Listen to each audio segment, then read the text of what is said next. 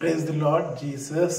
ಪ್ರೀತಿಯ ದೇವಚನರೇ, ದೇವರ ಕೃಪೆಯಿಂದಲೂ ದೇವರ ಪ್ರೀತಿಯಿಂದಲೂ ಮತ್ತೊಂದು ಸಲ ಅನೇಕ ದಿನಗಳಾದ ನಂತರ ನಿಮ್ಮ ಮುಂದೆ ದೇವರ ವಾಕ್ಯವನ್ನು ಹಂಚಿಕೊಳ್ಳುವಾಗೆ ಕೃಪೆ ಕೊಟ್ಟ ಕರ್ತನಾದ ಯೇಸು ಕ್ರಿಸ್ತನಿಗೆ ನನ್ನ ಹೃದಯಪೂರ್ವಕವಾಗಿ ವಂದನೆ ಸಲ್ಲಿಸುತ್ತಾ ಇದ್ದೇನೆ. ಹಾಗೆ ಪ್ರಿಯ ದೇವಚನರೇ, ನಿಮ್ಮೆಲ್ಲರೂ ಕೂಡ ಕರ್ತನ ನಾಮದಲ್ಲಿ ಸ್ತೋತ್ರ ವಂದನೆಗಳನ್ನು ಸಲ್ಲಿಸ್ತೇನೆ. ಪ್ರಿಯ ದೇವಚನರೇ, ನಾವೆಲ್ಲರೂ ಕರ್ತನ ದೃಷ್ಟಿಯಲ್ಲಿ ಆರಿಸಲ್ಪಟ್ಟವರಾಗಿದ್ದೀವಿ. ಹೇಗೆ ಆರಿಸಲ್ಪಟ್ಟಿದ್ದೀವಿ, ಹೇಗೆ ಎಲ್ಲಿ ಆರಿಸಲ್ಪಟ್ಟಿದ್ದೀವಿ ಎಂದಾಗಿ ಅನೇಕರು ಕೇಳಬಹುದು.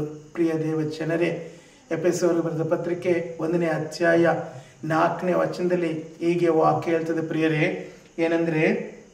ಹೇಗೆಂದರೆ ನಾವು ಪ್ರೀತಿಯಲ್ಲಿ ನಡೆದು ಆತನ ಸನ್ನಿಧಿಯಲ್ಲಿ ಪರಿಶುದ್ಧರು ದೋಷವಿಲ್ಲದವರು ಆಗಿರಬೇಕೆಂದು ನಮ್ಮನ್ನು ಜಗತ್ತೋತ್ಪತ್ತಿಗೆ ಮುಂಚೆ ಕ್ರಿಸ್ತನಲ್ಲಿ ಆರಿಸಿಕೊಂಡನು. ಹಲ್ಲೆಲೂಯ. ಪ್ರಿಯ ದೇವಚನರೇ, ಈ ಲೋಕದಲ್ಲಿ ನಾವೆಲ್ಲರೂ ಆರಿಸಲ್ಪಟ್ಟಿದ್ದೀವಿ. ನಾವೆಲ್ಲರೂ ಕರ್ತನ ದೃಷ್ಟಿಯಲ್ಲಿ ಎಣಿಕೆಯಾಗಿದ್ದೀವಿ. ಪ್ರಿಯ ದೇವಚನರೇ, ನಮ್ಮನ್ನ ಕರ್ತನು ಪ್ರತಿದಿನ ನೋಡುವಂತನಾಗಿದ್ದಾನೆ. ಅಷ್ಟು ಮಾತ್ರ ಅಲ್ಲ, ನಮ್ಮನ್ನ ದೇವರು ಗಮನಿಸ್ತಿದ್ದಾನೆ ಪ್ರತಿ ಕ್ಷಣಕ್ಕೂ. ಪ್ರಿಯ ದೇವಚನರೇ, ಅಷ್ಟು ಮಾತ್ರ ಅಲ್ಲ, ದೇವರು ನಮ್ಮನ್ನ ತನ್ನ ಶಾಶ್ವತವಾದ ಪ್ರೀತಿಯಿಂದ ಪ್ರತಿದಿನ ಪ್ರೀತಿಸ್ತಾ ಇದ್ದಾನೆ. ಪ್ರಿಯ ದೇವಚನರೇ, ಇವತ್ತು ಅನೇಕರು ನನ್ನನ್ನು ಯಾರೂ ಪ್ರೀತಿಸೋರಿಲ್ಲ ಎಂದಾಗಿ ಯೋಚನೆ ಮಾಡ್ಬೋದು. ಮಾಡಬೇಡ್ರಿ ಪ್ರಿಯರೇ, ದೇವರಿದ್ದಾನೆ. ಏಸು ಕ್ರಿಸ್ತನು ನೀನು ಯಾರೇ ಆಗಿದ್ರು, ಯಾವುದೇ ಪರಿಸ್ಥಿತಿಲಿದ್ರು, ಏಸಪ್ಪ ಎಂದಾಗಿ ಕೂಗುವಾಗ ಆತನು ನಿನ್ನನ್ನು ಪ್ರೀತಿಸುವಂತನಿದ್ದಾನೆ ಪ್ರಿಯರೇ. ಯಾಕಂದ್ರೆ ಆತನು ನಿನ್ನನ್ನು ಆರಿಸಿಕೊಂಡಿದ್ದಾನೆ. ನೆನ್ನೆ ಮೊನ್ನೆ ಅಲ್ಲ, ನೀನು ತಾಯಿಯ ಗರ್ಭದಲ್ಲಿ ಇನ್ನು ರೂಪುಗೊಳ್ಳುವಾಗಲೇ ಆತನ ಕಂಡಂತನಿದ್ದಾನೆ ಪ್ರಿಯರೇ. ನೀನು ನಾನು ಆತನ ರಾಜ್ಯದಲ್ಲಿ ಸೇರ್ಬೇಕನ್ನೋದು ಉದ್ದೇಶಕ್ಕಾಗಿ, ನನಗಾಗಿ ನಿನಗಾಗಿ, ನಿನ್ನನ್ನು ಕುರಿತು ಆತನ ಅನಾದಿ ಸಂಕಲ್ಪವನ್ನ ಮಾಡಿದ್ದಾನೆ ಪ್ರಿಯರೇ. ಯಾಕಂದ್ರೆ ಪ್ರಿಯ ದೇವಚನರೇ, ನಾವೆಲ್ಲರೂ ಆತನ ಮಕ್ಕಳಾದ ನಾವು ಪ್ರತಿಯೊಬ್ಬರು ಆತನ ರಾಜ್ಯದಲ್ಲಿ ಸೇರ್ಬೇಕನ್ನೋ ಉದ್ದೇಶ, ಆತನನ್ನ ಸ್ತುತಿಸ್ಬೇಕನ್ನೋದು ಉದ್ದೇಶ, ಪರಲೋಕ ರಾಜ್ಯದಲ್ಲಿ ನಿತ್ಯ ನಿರಂತರವಾಗಿ ಆತನೊಂದಿಗೆ ಜೀವಿಸ್ಬೇಕನ್ನೋದ ಉದ್ದೇಶದಿಂದ ನಿನ್ನನ್ನು ಆರಿಸಿಕೊಂಡಿದ್ದಾನೆ ಪ್ರಿಯರೇ. ಪ್ರಿಯ ದೇವಚನರೇ, ನಾವು ಆರಿಸಲ್ಪಟ್ಟವರಾಗಿದ್ದೇವೆ. ಈ ಲೋಕದಲ್ಲಿ ನನ್ನನ್ನು ಯಾರು ಗಮನಿಸೋರಿಲ್ಲ, ಯಾರು ನೋಡೋರಿಲ್ಲ ಎಂದಾಗ ಹೇಳ್ಬೋದು. ಆದರೆ ಪ್ರಿಯ ದೇವಚನರೇ, ನಾವು ಆರಿಸಲ್ಪಟ್ಟಿದ್ದೀವಿ.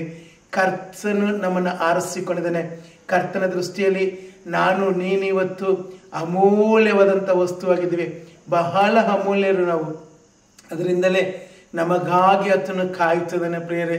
ನಮಗಾಗಿ ಆತನು ದೀರ್ಘ ಶಾಂತನಾಗಿ, ಆತನು ದೀರ್ಘ ತಾಳ್ಮೆಯಿಂದ ಕಾಯ್ತಿದ್ದಾನೆ. ಯಾಕೆ ಗೊತ್ತಾ?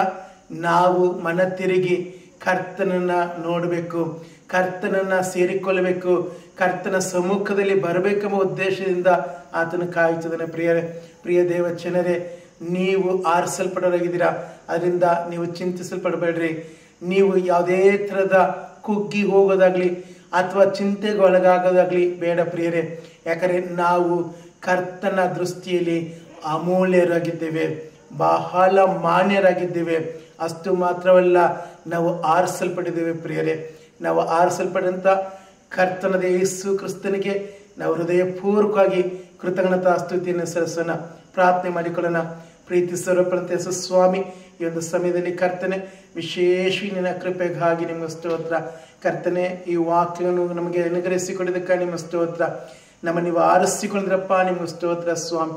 ಎಲ್ಲ ನನ್ನ ಪ್ರಿಯ ಸ್ವಾಮಿ ಸಹೋದರ ಸಹೋದರಿಯರನ್ನ ಎಲ್ಲರನ್ನ ಆಶೀರ್ವಾದ ಮಾಡಿ ನೀವು ಮಹಿಮೆ ಹೊಂದ್ರಿಂದ ಯೇಸುವಿನ ನಾಮದಲ್ಲಿ ಕೇಳಿಕೊಳ್ತೀರ, ಜೀವವುಳ್ಳ ತಂದೆ. ಆಮೇನ್ ಆಮೇನ್. ಪ್ರೀತಿಯ ದೇವಜನರೇ, ನಮಗಾಗಿ ಪ್ರಾರ್ಥನೆ ಮಾಡ್ರಿ. ಮತ್ತು ನಿಮ್ಮಲ್ಲಿ ಏನಾದರೂ ಪ್ರಾರ್ಥನೆ ಮನವಿದ್ರೆ ಕೆಳಗೆ ನಂಬರ್ ಬರ್ತಿದೆ, ಆ ನಂಬರ್ಗೆ ನೀವು ಕಾಲ್ ಮಾಡಿದ್ರೆ ನಾವು ನಿಮಗಾಗಿ ಪ್ರಾರ್ಥಿಸ್ತೀವಿ. ದೇವರು ನಿಮ್ಮನ್ನು ಆಶೀರ್ವಾದ ಮಾಡಲಿ. ಆಮೇನ್.